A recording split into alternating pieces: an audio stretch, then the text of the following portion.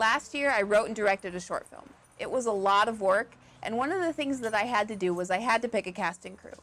I already had a producer and somebody who I knew I wanted to be first assistant director. Everything was going great until it was time to schedule a table reading with the actresses, and there was a schedule disagreement.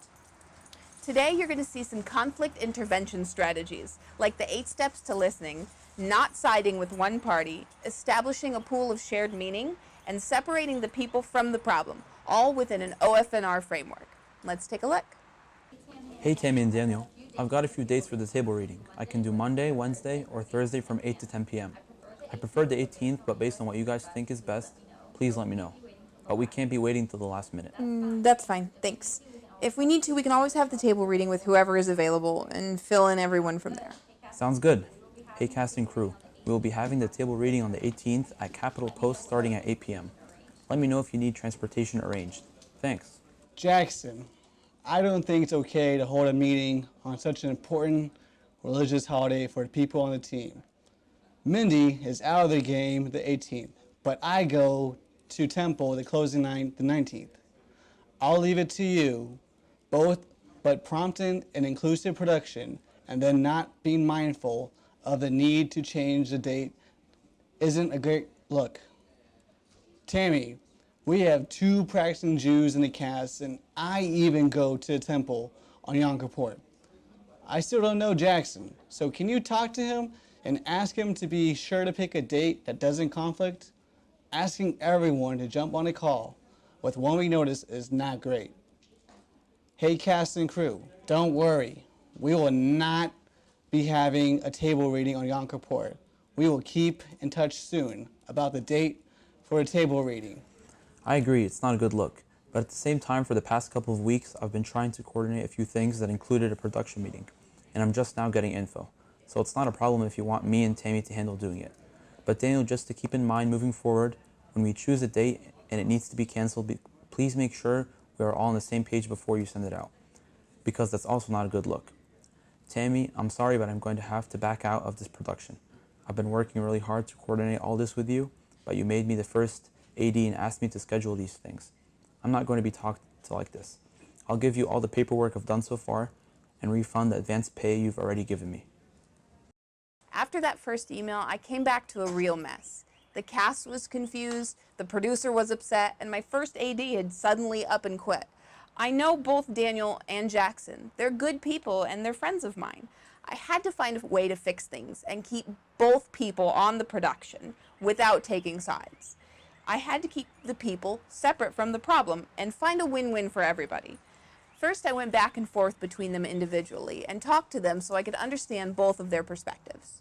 Talking to them separately gave me the opportunity to practice the 8 steps of listening.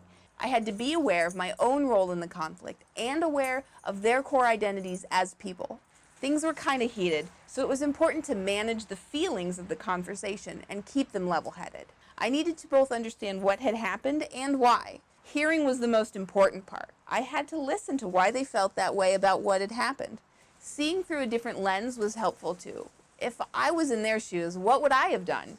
Where were they coming from? I also could imagine what things would be like if we could resolve this conflict in a positive way. Then it was time to do. So I arranged a good time for us all to have a Skype session so we could talk directly one-on-one. No emails. Let's see what happened. Hey, first I want to thank you both so much for making the time to be here for us to talk. I really appreciate it. You both are really valuable parts of this project, and I seriously do not want to lose either of you. I know we're all invested in this project and want it to turn out as best as we can make it. I think things just got a little heated just because it was over email and it can be hard to sense tone sometimes. Daniel, I'm so sorry. I had no idea it was Yom Kippur. You're absolutely right that we should not schedule anything on that day so both you and the cast can celebrate. I just wish we could have slowed down a bit so we could have all made that decision together instead of going back and forth with the cast about it. And Jackson, you've been working really hard in this production, and I appreciate that. I'm sorry if I haven't been getting information to you soon enough for you to make decisions earlier. That's my fault, and I'll work on that. I know it's probably pretty frustrating for you. Thank you, I appreciate that. I really want to be a part of this project, but I need to feel respected, and part of that is letting me do the job you gave me. But I can't do that if emails are going out constantly that conflict what I say. It makes me look stupid in front of everyone. Jackson, I want to apologize. I never meant to come off the way that I did towards you. I understand now that my email list might have sounded a little hostile. I was busy at work, and my main focus was just to make sure the cast and crew didn't think they had to work on Yom Kippur or miss out on something important with the production. That's okay. I understand. I had no idea it was Yom Kippur either. I was just trying to follow what the director wanted to do. I feel comfortable working on this project going forward, as long as we make decisions together from now on. You may have noticed that I used the last step of listening here, loving speech. I made sure I validated their feelings and that they heard that they were both valuable parts of the team. Once everybody had time to cool off and say how they were feeling, we were able to move past what had happened and understand what to do in the future. If we look at this from an OF&R framework, we can use it to analyze the deeper meanings of what had really happened. First, observation without evaluation. Both people in this scenario had a goal. Jackson wanted to do a good job with the schedule, and Daniel wanted to keep the holiday free for not only himself, but for the cast as well. It's important to refrain from a judgment evaluation that they were pushy or bossy or demanding. Then we take a look at their feelings about what happened. Jackson wasn't upset that there was a schedule conflict. He was upset because he was feeling undermined when he was only trying to do his best. Daniel was upset because his religion is important to him in the cast, and we weren't really being sensitive to that. Their needs are easy to identify. They both need to feel respected. Jackson for the work he was doing, and Daniel for the religious event that he wanted to attend. Their requests were pretty much identical too. Please communicate better and keep me more involved in the decisions you make before we involve other people. Most importantly, we started our conflict resolution from a pool of shared meaning. Every single one of us wanted the project to turn out good. It was a common goal that everybody could agree upon. In the end, things turned out pretty great. We all worked hard to make the film, and everyone on set felt respected and valuable to the team.